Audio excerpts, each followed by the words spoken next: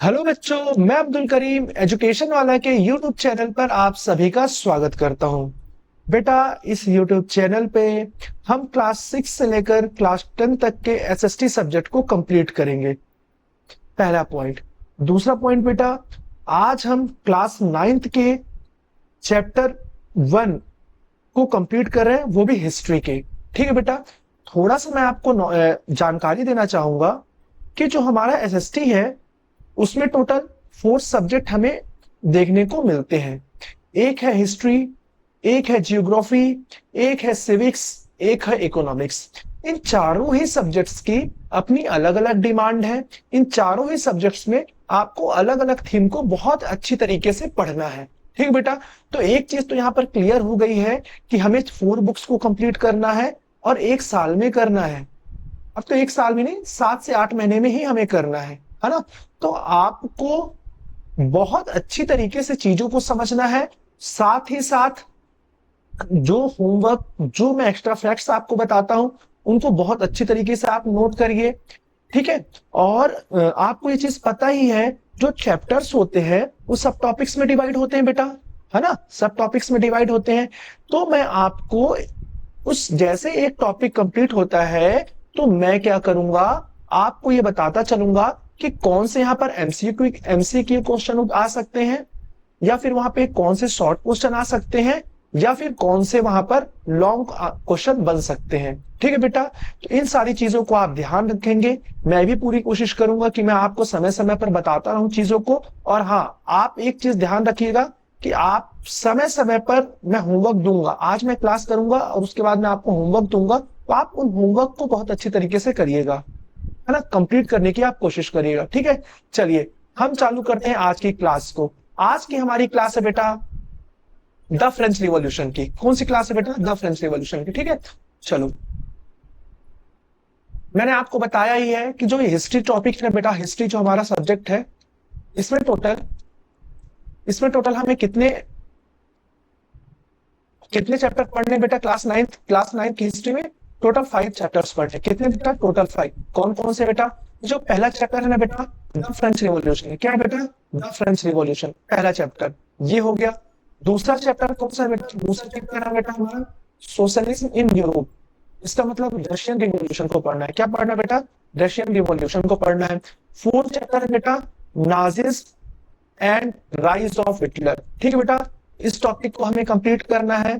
Fourth chapter कौन सा है बेटा? फोर्थ चैप्टर हमारा फॉरेस्ट सोसाइटी एंड कॉलोनीज, ये देखना है। और जो हमारा फिफ्थ चैप्टर है pastoralist pastoralist in the modern world. ठीक है बेटा, ये हमारे 5 चैप्टर्स हैं जिन्हें हमें कंप्लीट करना है। और आज हम कौन सा चैप्टर कंप्लीट करने वाले हैं बेटा? Chapter 1 French revolution. ठीक बेटा, जब हम ज्योग्राफी देखेंगे तो हम इस स्लाइड को देख लेंगे। जब हम सिविक्स की बात करेंगे तो इस वाली चीज को देख लेंगे, और इकोनॉमिक्स में इसको देख लेंगे। हमारा क्या है बेटा? French revolution. फ्रेंच रिवॉल्यूशन से पहले, इस कहानी को शुरू करने से पहले आप कुछ चीजों को बहुत अच्छे से समझिए। ठीक है, चलिए किन किन बातों को आपका ध्यान रखना है। सबसे पहले बेटा हम क्या पढ़ रहे हैं? हम पढ़ रहे हैं फ्रेंच रिवॉल्यूशन। क्या पढ़ रहे हैं बेटा? French revolution.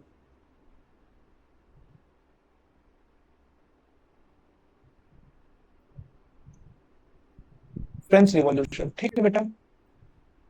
एक चीज तो आप याद रखिएगा, जो फ्रेंच रिवॉल्यूशन है, इसकी शुरुआत कब से होती है? इसकी शुरुआत होती है 14 जुलाई 1789 से। ये तो डेट आपको याद ही रखना है। ठीक है, सबसे पहली चीज ये याद रखना है आपको कि फ्रेंच रिवॉल्यूशन का हमें परिणाम क्या देखने को मिलता है, इसका रिजल्ट क्या है। बेटा, जो फ्रांस होता है ना, वो यहाँ की जो पॉलिटिकल सिस्टम होती है, यहाँ का जो पॉलिटिकल सिस्टम होता है वो रहता है मोनार्ची। क्या होता है? मोनार्ची। मोनार्ची, ठीक है बेटा। मोनार्ची से ये बनता है कॉन्स्टिट्यूशनल मोनार्की।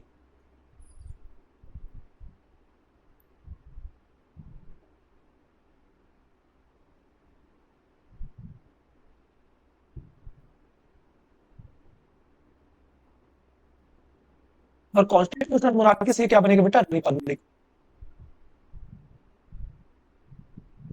ठीक बेटा, मोनार्की तो आपको पता ही है ये मोनार्की सिस्टम कब तक चलता है, 14 जुलाई 1789 तक।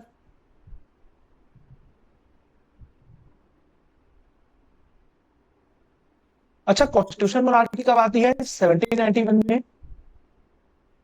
और रिपब्लिक कब आता है बेटा, ये आता है 1792। ठीक बेटा, तो इन चीजों को आपको बहुत अच्छे तरीके से ध्यान रखना है। और इसी परिवर्तन को, इसी चेंज का नाम ही है फ्रेंच रिवॉल्यूशन। ठीक है बेटा, यहां तक की चीजें आपको समझ में आ गई होगी। हमें यही तो पढ़ना है बेटा कि जब ये मोनार्की था तो क्यों कॉन्स्टिट्यूशनल मोनार्की आया, कॉन्स्टिट्यूशनल मोनार्की में क्या कमी थी जो ये रिपब्लिक बना। ठीक बेटा, ये सारी चीजें आपको बहुत अच्छी तरीके से देखना है। इसके बाद आपको देखने को मिलेगा बेटा रेन ऑफ टेरर, एक ये भी बहुत महत्वपूर्ण इवेंट है इस फ्रेंच रिवॉल्यूशन का, हमें उसको भी देखना है। ठीक बेटा, चलिए अब हम अपनी क्लास की शुरुआत करते हैं। ठीक है, आप इसको बहुत अच्छे तरीके से लिख लीजिएगा अपनी कॉपी पर। ठीक है, अब देखिए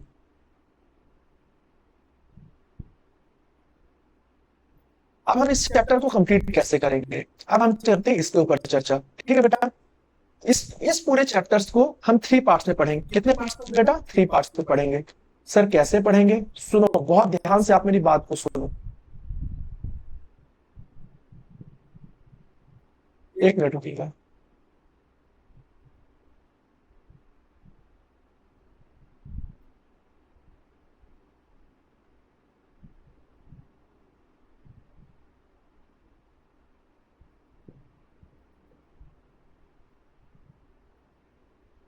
जस्ट अ मिनट ना बेटा।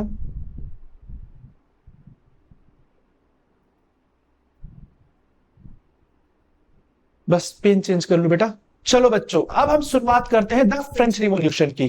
किसकी बेटा, फ्रेंच रिवॉल्यूशन की। ठीक है, चलो आ जाओ। बेहतरीन तरीके से हम शुरुआत करते हैं अपने फ्रेंच रिवॉल्यूशन की। बेटा हमें इस चैप्टर को 3 पार्ट्स में पढ़ना है। कितने पार्ट्स में बेटा, 3 पार्ट्स में पढ़ना है। चलो देखो,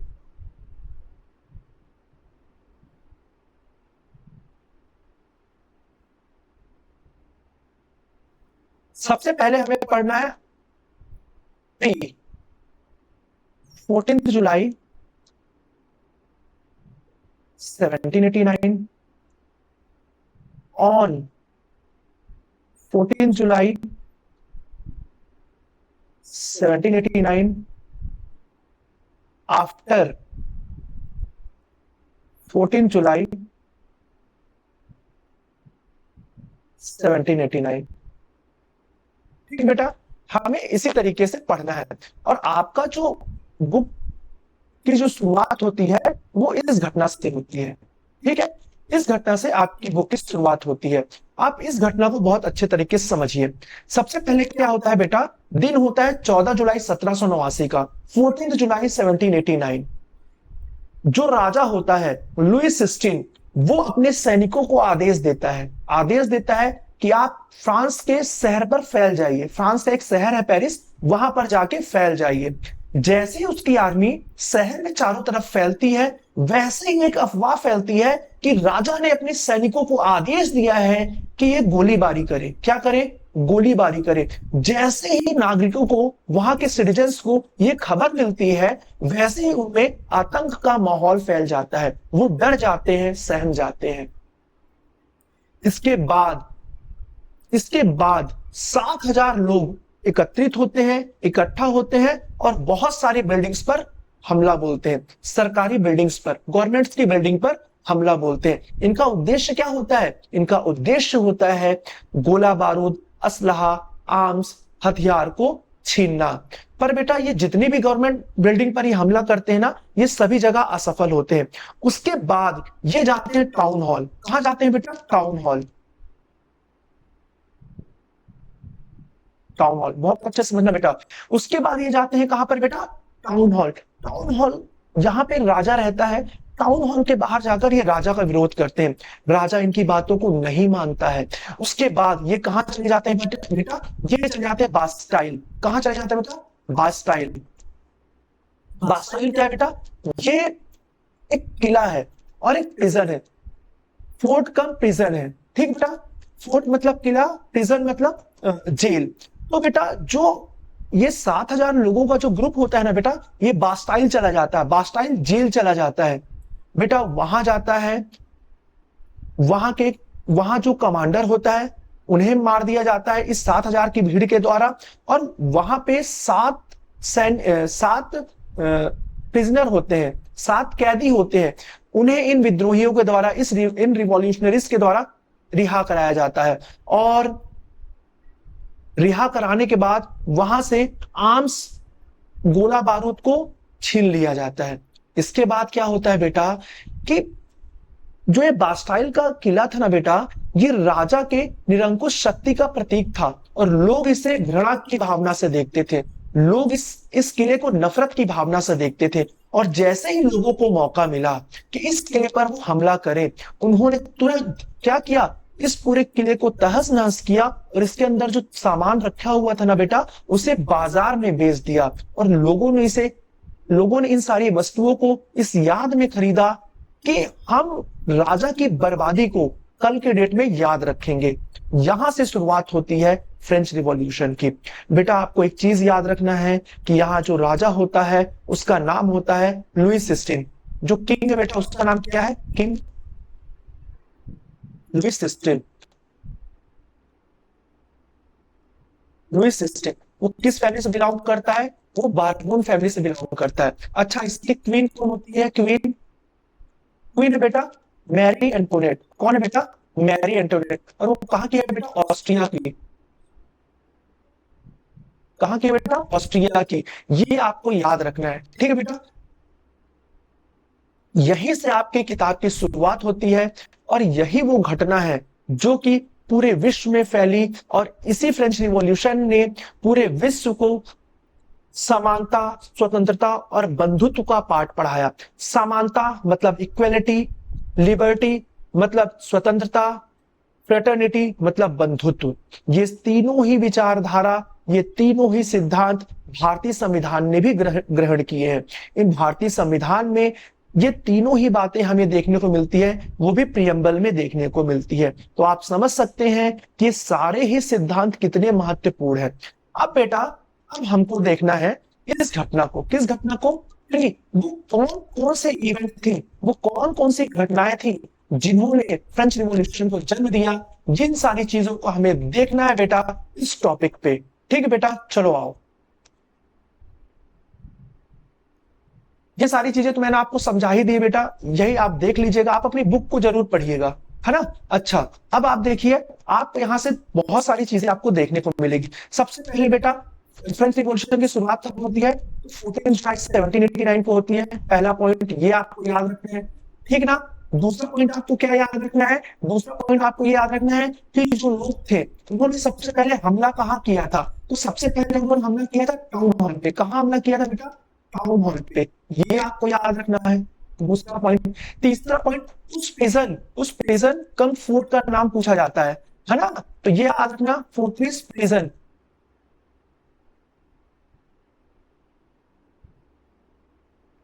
नाम पूछा जाता है जिसका नाम क्या है बेटा, बेस्टिल। बेस्टिल, ठीक बेटा। आपको ये बस यहीं से ये 100 क्वेश्चन आपके उठेंगे। एमसीक्यू क्वेश्चन उठ सकता है कि भाई फ्रेंच रिवॉल्यूशन की शुरुआत कब होती है, फ्रेंच रिवॉल्यूशन शुरुआत कब हुई बेटा, 14 जुलाई 1789 को। अच्छा, वो जो विद्रोही थे, जो लोगों का वो समूह था, हुजूम था, वो कहां पे हमला किया था उन्होंने सबसे पहली बार, तो टाउन हॉल पे किया था। अच्छा, वो किला कौन सा है जिससे इन विद्रोहियों ने कैदियों को रिहा कराया था, उस किले का नाम है बास्टाइल। ठीक है बेटा, इन चीजों को आपको बहुत अच्छे तरीके से याद रखना है। अब हम चलते हैं आगे।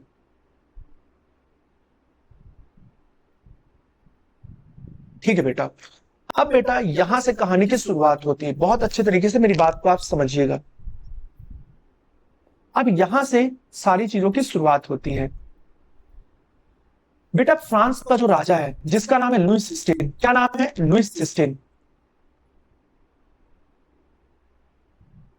लुइस सिक्सटीन वो फ्रांस की गद्दी पर बैठता है। कब बैठता है बेटा, 1774 पर। कब बैठता है बेटा, 1774 पर। जैसे ही वो फ्रांस की गद्दी पर बैठता है, उसे अपना सरकारी खजाना क्या मिलता है, खाली मिलता है। क्या मिलता है बेटा, खाली मिलता है। सरकारी खजाना कैसा मिलता है बेटा? उसे खाली मिलता है। सर इसका कारण क्या है खाली खजाने का? अब हम इन कारणों को देखेंगे कि वो कौन कौन से कारण है जिस कारण फ्रांस का जो खजाना था, जो फ्रांस की जो ट्रेजरी थी, वो खाली थी। सबसे पहला कारण है बेटा इसका कॉस्टली वॉर। जो फ्रांस की जो सरकार थी, जो फ्रांस की जो राजतंत्रात्मक व्यवस्था थी, मोनार्की सिस्टम थी, उसे लड़ाई करने का बहुत शौक था। वो कॉस्टली वॉर पर निरंतर बिजी रहती थी। आपको पता है बेटा, जो वॉर्स होते हैं, जो लड़ाइयां होती हैं, उस पर सैनिक जाते हैं, उस पर बहुत अधिक मात्रा पे पैसे इन्वेस्ट होते हैं। बेटा जब सैनिक जाएंगे तो अपने साथ क्या लेके जाएंगे? गोला बारूद असलहा और हथियार लेके जाएंगे। उसके बाद वो अपने साथ खाना लेके जाएंगे, अपने साथ रहने की रोजमर्रा जिंदगी की सामान लेके जाएंगे। तो बेटा इन सारी वस्तुओं को लेने पर खर्च तो होगा बेटा, है ना? तो पहला पॉइंट आपको क्या याद रखना है? Costly war. दूसरा है बेटा लेविश एक्सपेंडिचर, स्पेंडिंग। ठीक बेटा, बेटा बहुत ही ज्यादा ये खर्च किया जाता था। जो राजा था ना बेटा, राजा अपनी महल, उसका महल का नाम क्या था बेटा? वर्साइल। क्या था बेटा? वर्साइल का किला था, जिसमें राजा बहुत अधिक मात्रा पर खर्च करता था। इसकी शान और शौकत पर, इसके मेंटेनेंस पर बहुत अधिक खर्च करता था, जिस कारण फ्रांस का जो खजाना था वो निरंतर खाली होता जा रहा था। तीसरा पॉइंट बेटा इसको मोस्ट इंपॉर्टेंट है, लिखना चाहिए, आप लिख लेना कि भाई अमेरिका की कॉलोनी को, अमेरिकन कॉलोनीज को,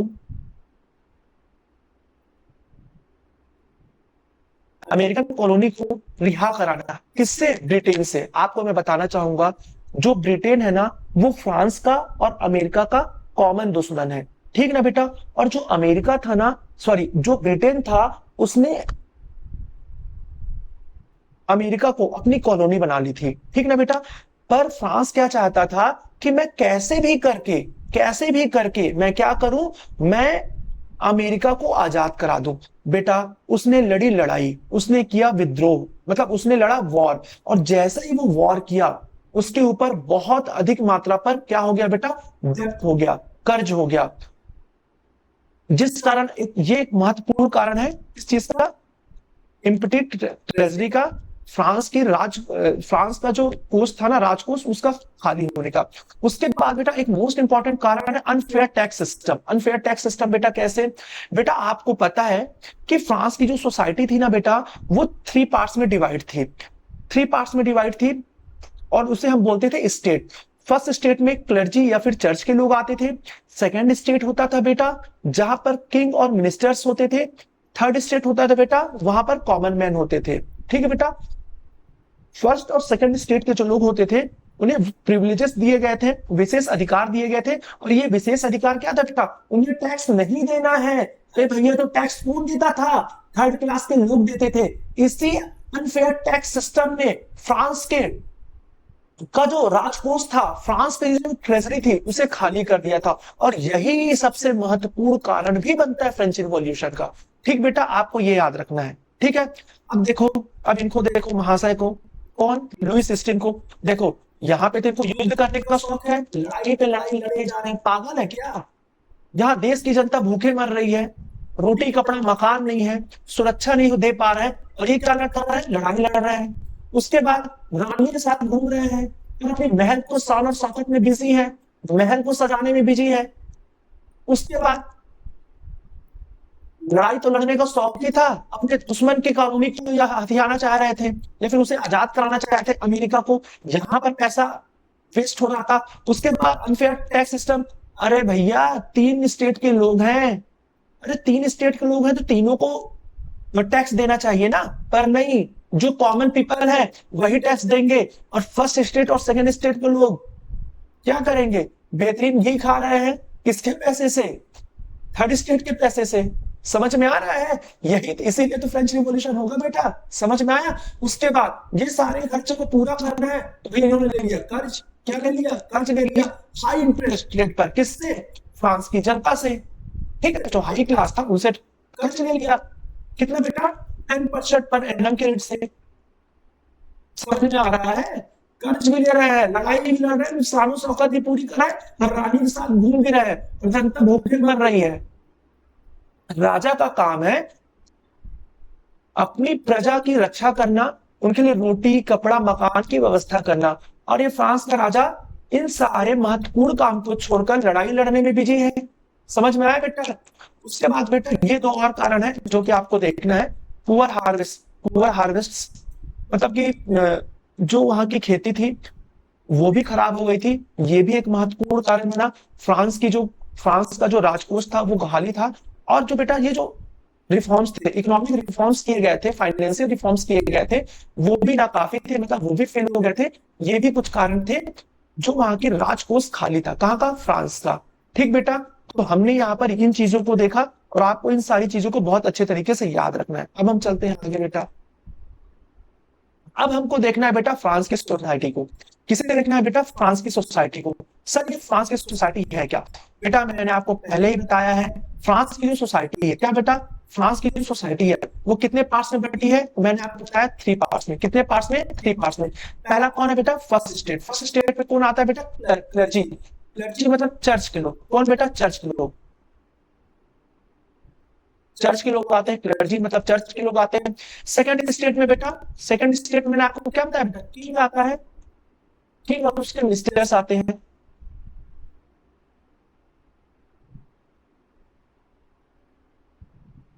आपको ये याद रखना है, इन्हें बोला गया है नोबेलिटीज। ये याद आपको याद रखना है। और बेटा ये दोनों ही वर्ग, ये और ये दोनों ही वर्ग क्या है बेटा? इसे विशेष अधिकार प्राप्त है। क्या प्राप्त है बेटा? विशेषाधिकार। विशेषाधिकार इंग्लिश में क्या बोलते हैं बेटा? प्रिविलेज बोलते हैं। क्या बोलते हैं? प्रिविलेज बोलते हैं। ये आपको याद रखना है। ठीक बेटा। अब इन्हें क्या विशेष अधिकार मिला था? आपको सुन के हंसी आएगी। भैया टैक्स मत दो, यही इनके विशेष अधिकार थे। इन दोनों स्टेट के क्या विशेष अधिकार थे? आप टैक्स मत दो, आप चादर ओढ़ के घी खाओ। किसके पैसे से? थर्ड स्टेट के पैसे से। किसके पैसे से? थर्ड स्टेट के पैसे से। थर्ड स्टेट ये कौन था बेटा? ये कॉमन मैन थे। कौन था बेटा? Common man.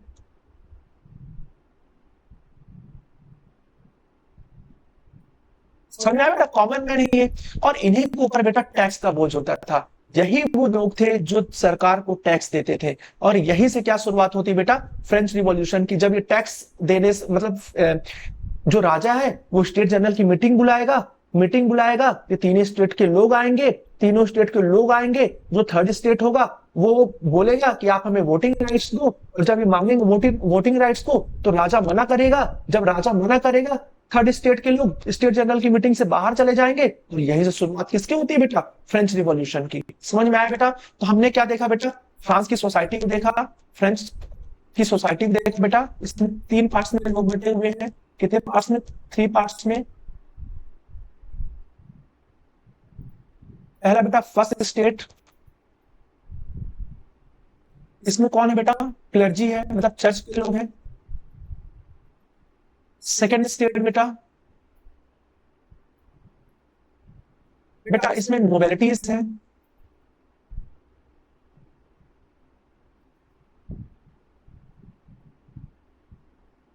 नोबेलिटी है मतलब किंग और मिनिस्टर है, किंग प्लस मिनिस्टर्स है।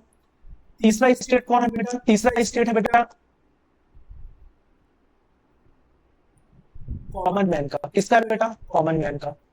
ठीक बेटा। और आपको पता है यही क्या देता था बेटा? टैक्स देता था। यही क्या देता था बेटा? टैक्स देता था। यही है बेटा फ्रांस की सोसाइटी, जो कि आपके सेकंड पार्ट में बताई गई है।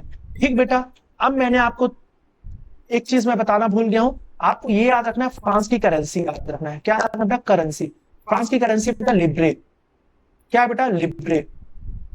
ये आपको याद रखना है, फ्रांस की करेंसी क्या बेटा? लिब्रे है। ठीक है, ये चीज आपको याद रखनी है। अब हम चलते हैं आगे।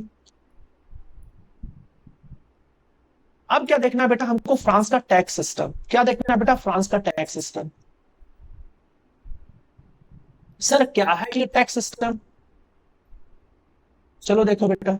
अच्छा आप याद रखो, जो फ्रांस में बेटा टैक्स 2 प्रकार के होते हैं। टैक्स कितने प्रकार के बेटा फ्रांस में? 2 प्रकार के। कितने प्रकार के बेटा? 2 प्रकार के। एक है बेटा टाइल और एक है बेटा टाइथ। ठीक बेटा, याद रखना फ्रांस में कितने प्रकार के टैक्स? 2 प्रकार के टैक्स। पहला क्या है बेटा? टाइल है। क्या है बेटा? टाइल है। दूसरा क्या है बेटा? टाइथ है। ठीक बेटा, ये टाइल होता है ना बेटा, ये डायरेक्ट टैक्स है। क्या है बेटा? ये डायरेक्ट टैक्स है।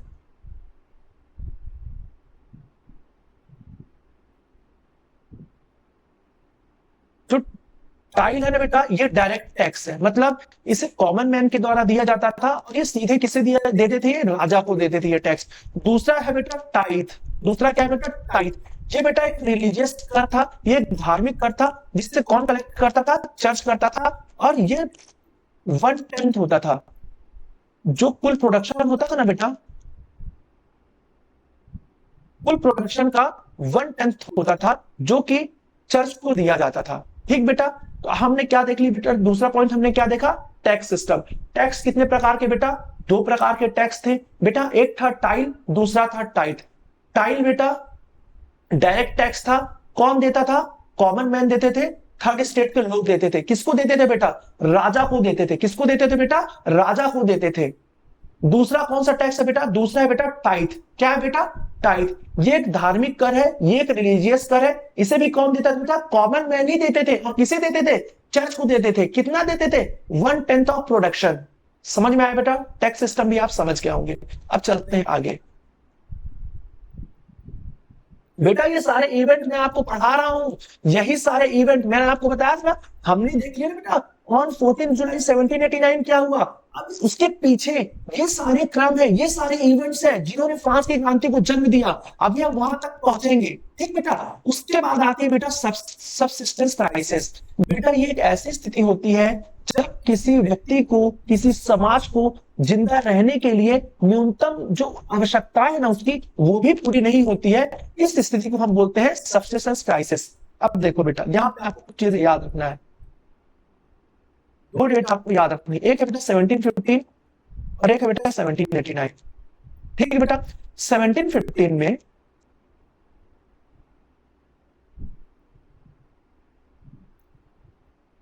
ठीक बेटा 1715 में जो फ्रांस की पॉपुलेशन थी, क्या थी बेटा? पॉपुलेशन वो थी बेटा 23 मिलियन। क्या थी बेटा? 23 मिलियन। ठीक बेटा, उसके बाद बेटा उसकी पॉपुलेशन 1789 में बढ़ जाती है और वो हो जाती है 28 मिलियन। क्या कितनी हो जाती है बेटा? 28 मिलियन। ठीक बेटा, टोटल कितना परसेंट बढ़ गए? कितने कितने मिलियन लोग बढ़ गए बेटा? तो आप बोलेंगे सर टोटल यहाँ पर लोग हैं वो बढ़ गए हैं 5 मिलियन। कितने बढ़ गए बेटा? 5 मिलियन। अब मेरी बात को ध्यान सुनना। अब देखो बेटा, यहाँ पर कितने मिलियन लोग बढ़ गए? 5 मिलियन लोग बढ़ गए।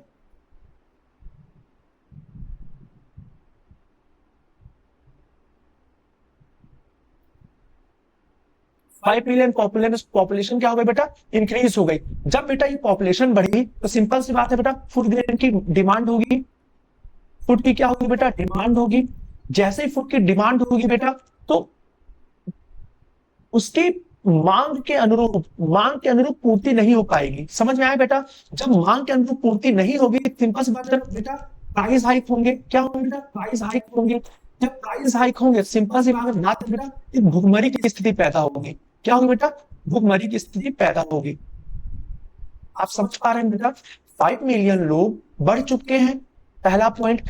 दूसरा पॉइंट, जब 5 मिलियन लोग बढ़े हैं तो फूड ग्रेन की डिमांड बढ़ गई। जब फूड ग्रेन की डिमांड बढ़ी तो सिंपल सी बात है उसके प्राइस हाइक हो गए। जब उसके प्राइस हाइक हुए तो लोग उसे खरीदने में असमर्थ हुए। जब उसे खरीदने में असमर्थ हुए तो भुखमरी की स्थिति पैदा हुई। तो जब लोग भूखे होंगे तो क्या करेंगे बेटा? सिंपल सी बात है भाई, वो विद्रोह ही करेंगे। अरे राजा तो आपको पता है ना, राजा क्या कर रहा है? उसे महंगी लड़ाई लड़ने का शौक है। दूसरा, वो लग्जूरियस लाइफ जी रहा है। तीसरा, वो अमेरिका को आजाद कराने के लिए निरंतर युद्ध में लगा हुआ है। चौथा, इन सारे खर्च को पूरा करने के लिए राजा ने 10% पर एनम के रेट से इंटरेस्ट पर, ब्याज पर लोन ले लिया है जनता से। इसके बाद कुछ अन्य खर्चे हैं उसके। भैया इतना बड़ा महल है और सरकारी भवन है, तो इनको चलाने के लिए, इनको व्यवस्थित रूप से संचालित करने के लिए पैसे की आवश्यकता होगी कि नहीं होगी? भाई सरकारी भवन है, स्कूल है, कॉलेज है, कोर्ट्स हैं, इन सारी चीजों को चलाना है, पैसे लगेंगे कि नहीं लगेंगे बेटा? बिल्कुल लगेंगे। राजा तो वहां पे बिजी है ना, तो बेटा लोगों को क्यों ध्यान देगा? इसलिए तो सब्सिस्टेंस क्राइसिस आ गई। समझ में आ रहा बेटा सब्सिस्टेंस क्राइसिस क्या है? ठीक बेटा, ये चीज आपको याद रखना है। अब बेटा ये सारी चीजें हो ही रही थी, है ना? उसके बाद बेटा जन्म होता है मिडिल क्लास का। किसका होता है बेटा? मिडिल क्लास का। सर ये मिडिल क्लास कौन है बेटा? इसमें आपको बहुत अच्छे अच्छे लोग दिखाई देंगे। कौन दिखेंगे बेटा? इसमें आपको पीजेंट दिखाई देंगे, पीजेंट्स दिखाई देंगे। इसमें आपको बेटा एडवोकेट दिखाई देंगे। इसमें बिजनेसमैन आपको दिखाई देंगे। इसमें आपको क्लर्क दिखाई देंगे। ठीक बेटा, ये सारे लोग आपको दिखाई देते हैं मिडिल क्लास। और बेटा ये एक ऐसा मिडिल क्लास था जो कि पढ़ा लिखा था। कैसा था बेटा ये मिडिल क्लास? पढ़ा लिखा मिडिल क्लास था। और इसी में से कुछ लोग क्या, इन्हीं में से कुछ पढ़े लिखे लोग बनते फिलोसफर्स। क्या बनते हैं बेटा? फिलोसफर्स। तो बेटा इन सारे फिलोसफर्स का आपकी बुक में जिक्र हुआ है, और इन फिलोसफर्स को आपको बहुत अच्छे तरीके से पढ़ना है बेटा। सबसे पहला फिलोसफर बेटा आपको याद रखना है, जिसका नाम है बेटा जॉन लॉक। कौन है बेटा? John Locke. ठीक बेटा, इसकी बुक आपको मोस्ट इंपॉर्टेंट याद रखना है, टू क्रिटिसाइजेस ऑफ गवर्नमेंट। क्या है बेटा? Two criticises of government. बेटा इसमें क्या हुआ है बेटा? इसमें इस बुक में राजा के निरंकुश शक्ति का विरोध किया है, और बोला गया है कि राजा को उसके पद से हटा दिया जाए। ठीक बेटा, और जो बेटा जो जॉन लॉक है ना बेटा, ये इसकी बुक आपको याद रखनी है। दूसरा पॉइंट है बेटा, ये नेचुरल राइट पर बिलीव करता है, लाइफ पर बिलीव करता है, लिबर्टी पर बिलीव करता है, और प्रॉपर्टी पर बिलीव करता है। क्यों बेटा? क्योंकि लाइफ, लिबर्टी मतलब स्वतंत्रता पर बिलीव करता है। भाई असमानता है ना समाज में, हमें स्वतंत्रता चाहिए भाई। दूसरा प्रॉपर्टी के राइट चाहिए। क्यों? अभी मैं आपको आगे बताऊंगा कितना गंदा यहाँ का समाज था। उसके बाद बेटा रूसो, मोस्ट इंपॉर्टेंट है बेटा, इसकी पुस्तक का नाम है सोशल कॉन्ट्रैक्ट। क्या नाम है बेटा? Social contract. और आपको इसमें मोस्ट इंपॉर्टेंट याद रखना है, सोशल कॉन्ट्रैक्ट में जो रूसो है वो कहते हैं कि सरकार का जो निर्माण होना चाहिए, जो एक गवर्नमेंट बिल्ड होनी चाहिए, उसमें लोगों का प्रतिनिधित्व होना चाहिए, है ना? लोगों की उस पर भागीदारी होनी चाहिए। ठीक बेटा, तो दूसरा चीज आपको याद रखना है, रूसो की पुस्तक का नाम आप याद रखिए, द सोशल कॉन्ट्रैक्ट। उसके बाद है बेटा मॉन्टेस्क्यू। कौन है बेटा? मॉन्टेस्क्यू। बहुत इंपॉर्टेंट है बेटा मॉन्टेस्क्यू। मॉन्टेस्क्यू क्या बोलता है बेटा? सबसे पहले तो इसकी बुक का नाम याद रखो, द स्पिरिट ऑफ लॉ। इसकी बुक का नाम क्या है बेटा? Spirit of law. ठीक बेटा, और इसी बुक में इसने शक्ति पृथक्करण का सिद्धांत दिया है बेटा। कौन सा बेटा?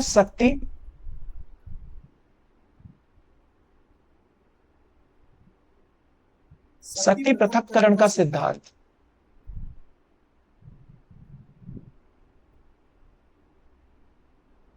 Separation of power. इसी बुक ने पूरे विश्व को सेपरेशन ऑफ पावर का सिद्धांत दिया। इसमें यह बोला गया बेटा, आपको पता है फ्रांस में मोनार्की सिस्टम थी, और जो सभी शक्तियां थी वो राजा में ही सीमित थी। राजा ही सारी शक्तियों का उपयोग करता था। इसलिए मॉन्टेस्क्यू ने अपनी पुस्तक द स्पिरिट ऑफ लॉ में सेपरेशन ऑफ पावर का कॉन्सेप्ट दिया, और यहां पर बोला लेजिस्लेचर मतलब विधायिका, एग्जीक्यूटिव मतलब कार्यपालिका, और जुडिशरी मतलब न्यायपालिका, इन तीनों को अलग होना चाहिए, और तीनों को स्वतंत्र रूप से काम करना चाहिए। ठीक बेटा, ये आपको बहुत अच्छे तरीके से याद रखना है। ठीक बेटा, एक और हमारा जो महत्वपूर्ण है, ये बेटा वोल्टेयर। वोल्टेयर, इसकी पुस्तक याद रखना बेटा, letters on the English. Most important पुस्तक का नाम है बेटा लेटर्स ऑन इंग्लिश। आप इतना ही याद रख लोगे, आपका काम चल जाएगा। ठीक बेटा, उसके बाद है बेटा डेनिस डिडोट। आप एक बार देख लेना इसको, ये इतना इंपॉर्टेंट नहीं है, पर बेटा आपको तीन लोगों को याद रखना है। तीन है बेटा फिलोसफर्स। अरे सर ये कौन कौन से तीन फिलोसफर हैं? सबसे बेटा जॉन लॉक। कौन है बेटा? एक मिनट रुको,